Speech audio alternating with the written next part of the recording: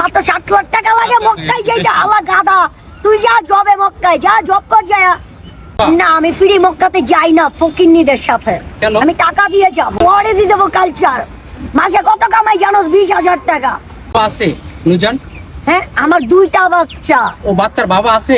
হ্যাঁ বাচ্চার বাবা আছে। তোমাকে খুব ভালোবাসে? আমার হাজবেন্ড আমাকে অনেক লাভ করে। অনেক লাভ করে? হ্যাঁ বলছি না যে মক্কার পানি বিলামো, আমার জামার লোগো ছবি দিয়ে দিমুনি। আচ্ছা একজনে বলছে তোমাকে ফ্রি মক্কাতে নেবে, তুমি যাবা? না আমি ফ্রি মক্কাতে যাই না ফকিন্নিদের সাথে। কেন? আমি টাকা দিয়ে যাব। এত টাকা হালাল তুমি পাবা কামায়া। কবে? মাত্র 60 লাখ টাকা লাগে মক্কায় যেটা আলা গাদা। তুই যা জবে মক্কায় যা, জব কর যা। বিশা লাগা। না এই যে ফুল বিক্রি করে তুমি মক্কা যেতে পারবা না, এটা 100%। কারণ ফুল বিক্রি করে আজকে তুমি কত টাকা ইনকাম দিতে তো করছো? ওয়ার্ডে দিয়ে দেবো কালচার। মাসে কত কামাই জানো? 20,000 টাকা। 20,000 টাকা খরচ হয় কত টাকা? কি কমই পোলাটা রে।